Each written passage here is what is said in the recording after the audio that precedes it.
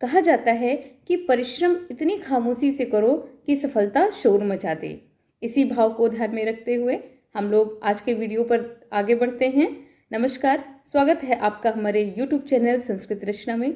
अगर अभी तक आपने हमारे चैनल को लाइक और सब्सक्राइब नहीं किया है तो आप इसको लाइक कर दीजिए, सब्सक्राइब कर दीजिए और साथ ही साथ बेल आइकॉन को दबा दीजिए, जिससे कि हमारी वीडियोस आपके पास तक पहुंचती रहें।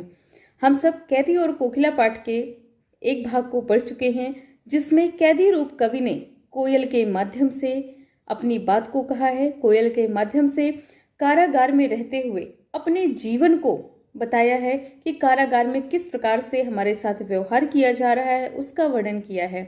आप सब जानते हैं कि हमारा देश अंग्रेजों की गुलामी से आज़ाद हुआ है और उस गुलामी में हमें क्या क्या यातनाएं सहनी पड़ी हैं, हमारे पूर्वजों को, हमारे क्रांतिकारियों को क्या क्या यातनाएं सहनी पड़ी हैं, शायद हम उसका अनुमान नहीं लगा सकते। हमने जो सुना है, जो पढ़ा है, हमें सिर्फ उसका ही आभास है। और आज भी श्री माखनलाल चतुर्वेदी जी की रचना कैदी और कोकिला में हम उसी विषय पर पढ़ेंगे कि हमारे क्रांतिकारियों के साथ, हमारे देशभक्तों के साथ किस प्रकार से अमानवीय व्यवहार किया जा रहा था ब्रिटिश शासन के द्वारा, और इस आज़ादी की हमें क्या क्या कीमत चुकानी पड़ी है, आज हम इस पाठ में देखेंगे, जिसमें कैदी रूप कवि कोयल के माध्यम से अपने दुख को, अपने दुख भरे दिनों को व्यक्त कर रहे हैं और साथ ही साथ अंग्रेजी शासन के जो अन्यायपूर्ण व्यवहार हैं उनका इन्होंने यहाँ पर पूरा वर्णन किया है।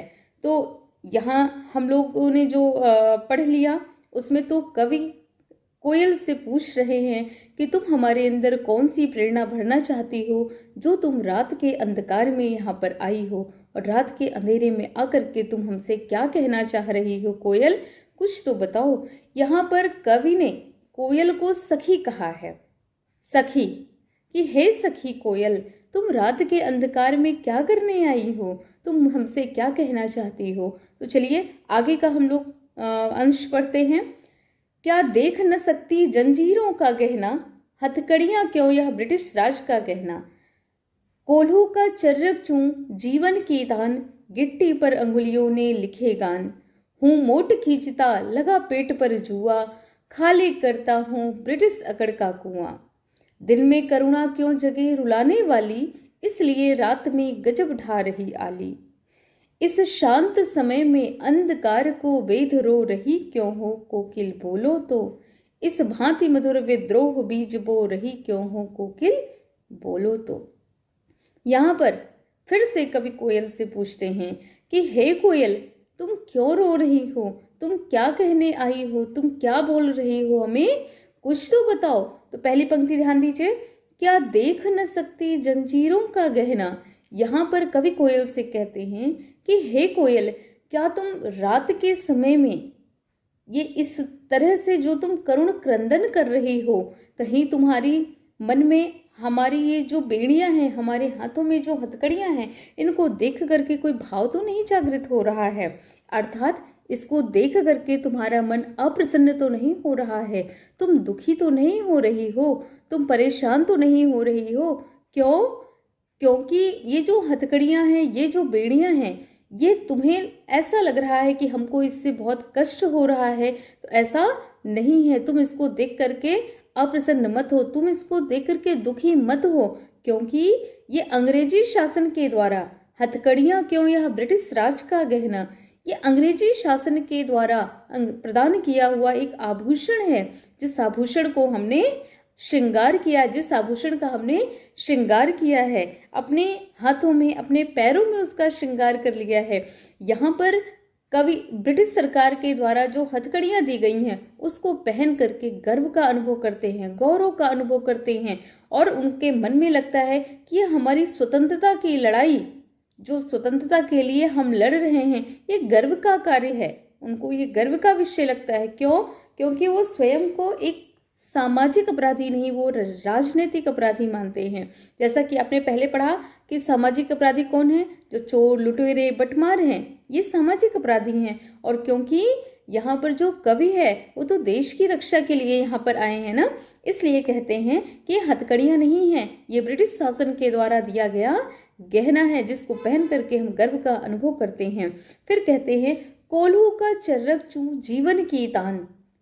कोल्हू का चर्रक चू जीवन की तान। कोल्हू आप सब जानते हैं और ये भी जानते हैं कि कारागार में जब अंग्रेजी शासन था उस समय लोगों से कितनी परिश्रम कराए जाते थे, कितनी मेहनत कराई जाती थी। उनसे वहाँ पर तेल बनवाया जाता था, तेल की पिराई कराई जाती थी, उनसे गेहूं पिसवाया जाता था।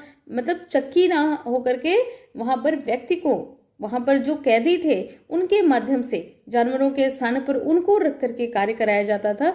तो यहाँ पर ये कह रहे हैं कि इन हमारे लिए तो कोल्हू का जो चर्रक चू की धुन है, जब कोल्हू चलाया जाता है तो उसमें एक आवाज आती है, चर चू की आवाज आती है। तो वही कवि कह रहे हैं कि हमारे लिए तो जो कोल्हू का चर्रक चू है कि जीवन का संगीत बन गया है। उन्होंने कहा ना कि कोल्हू का चर्रक चू जीवन की तान। जीवन की तान से तात्पर्य है जीवन का संगीत। वो कहते हैं कि जो उसकी आवाज है वही हमारे जीवन का संगीत बन गया है। क्यों? क्योंकि वहां पर संगीत के लिए हमारे पास किसी भी प्रकार का कोई साधन नहीं है। ना तो हम वहां कोई गीत सुन सकते हैं, ना किसी प्रकार का हमारे पास संगीत का कोई साधन है। इसलिए कहते हैं कि कोल्हू का जो चर्रक चू है, वो क्यों कह रहे हैं? क्योंकि दिन रात उनसे परिश्रम कराया जाता है और हर समय उनको सिर्फ वही ध्वनि सुनाई पड़ती है। तो उनका यही कहना है कि यही हमारे जीवन का संगीत बन गया है। और साथ ही साथ कह रहे हैं कि उसमें हमें रस आने लगा है। रस आने से तात्पर्य आनंद आने लगा है। तो क्या किसी को कारागार में आनंद आता है? नहीं आता, लेकिन उन्होंने उसको स्वीकार कर लिया है। क्यों स्वीकारा है?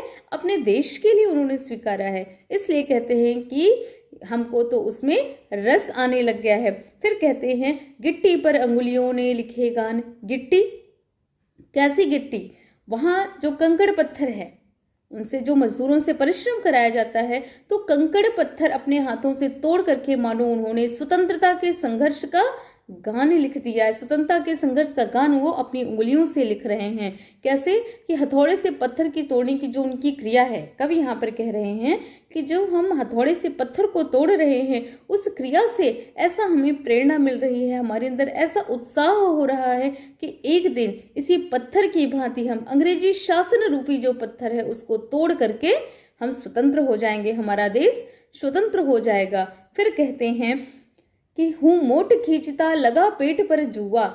फिर कहते हैं वो कि मैं कोल्हू का जुआ अपनी पेट पर, जुआ यानी मोटा रस्सा होता है, कि मैं कोल्हू का जो जुआ है उसको अपने पेट पर बांध करके चरसा चला रहा हूँ। और इस क्रिया से क्या कहते हैं? खाली करता हूँ ब्रिटिश अकड़ का कुआं। तो जो चरसा वो चला रहे हैं, वो चरसा क्या कर रहा है? वो कह रहे हैं कि मैं निरंतर ब्रिटिश शासन के दंभ रूपी कूप को खाली कर रहा हूँ। दंभ अर्थात अहंकार रूपी जो कूप है, अहंकार रूपी जो कुआं है, मैं उसको खाली कर रहा हूँ। यानी यहाँ पर यातनाएं सह करके मैं अंग्रेजों के सामने अपराजेय रह करके उनकी जो अकड़ है उनको मैं ठंडी कर रहा हूँ, उसको मैं शांत कर रहा हूँ कि हम भारतीय, हमारे अंदर देश के प्रति इतना अधिक समर्पण है कि हमें तुम्हारे दिए गए कष्ट किसी प्रकार से कष्ट प्रतीत नहीं हो रहे हैं। फिर कवि कहते हैं इस शांत समय में अंधकार को बेध रो रही क्यों हो। कवि कहते हैं हे कोयल, अब मुझे समझ आया कि तुम इतनी रात में अपने मधुर स्वर हमें क्यों सुनाने आई हो। कोकिल बोलो तो तुम जानती हो, क्योंकि कहते हैं कि तुम जानती हो कि दिन का जो हमारा समय है वो घोर यातनाओं का, संघर्ष का और परिश्रम का समय होता है। और उस समय ना तो मधुर आवाज का कोई अर्थ है और ना करुणा का, किसी प्रकार से करुणा का भी वहां पर कोई अर्थ नहीं है, क्योंकि वो हमारा जो समय है वो विभिन्न प्रकार की यंत्रणाओं का, विभिन्न प्रकार के संघर्ष का, विभिन्न प्रकार की यातनाओं का है।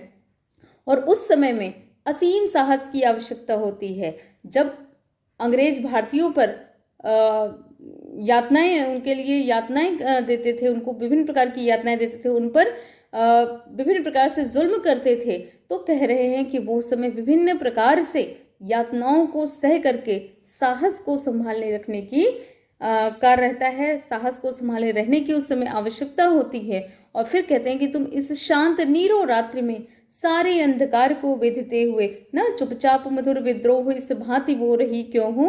कहते हैं कि तुम इस शांत नीरव रात्रि में सारे अंधकार को भेद करके रुदन क्यों कर रही हो, क्यों रो रही हो, क्यों करुण क्रंदन मचा रही हो, अर्थात तुम्हें क्या दुख हो गया है। तुम अपनी वेदना में मधुर आवाज से हमारे हृदय में कौन से विद्रोह का बीज बोना चाह रही हो। यहाँ पर कवि को कोयल का जो स्वर है वो क्रांतिकारी प्रेरणा सा मधुर विद्रोह के बीज सा प्रतीत हो रहा है। इसलिए यहाँ पर कवि कोयल से बार बार कह रहे हैं कि तुम हमारे अंदर कौन सा मधुर विद्रोह बीज बोना चाहती हो।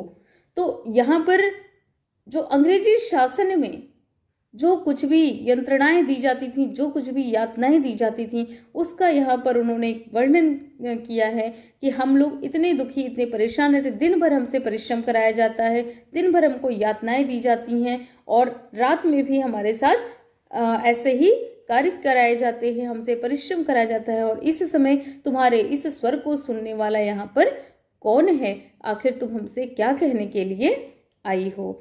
तो यहाँ पर श्री माखनलाल चतुर्वेदी जी ने एक कैदी के भावों का एक मार्मिक वर्णन किया है, मार्मिक चित्रण यहाँ पर किया है कि वास्तव में हमने तो सिर्फ इन कुछ पंक्तियों में समझा कि हाँ उनके साथ क्या व्यवहार होता था। सोचिए, विचार कीजिए कि उस समय जब हमारे देश में ब्रिटिश शासन था, अंग्रेजों का शासन था, तो हमारे देशवासियों के साथ किस प्रकार से व्यवहार होता रहा होगा और कितने दुख सह करके आज ये आज़ादी हमको प्राप्त हुई है। तो अपनी इस आज़ादी को हमें संभाल के रखना है, हमें संजो के रखना है और इसका सम्मान करते चलना है।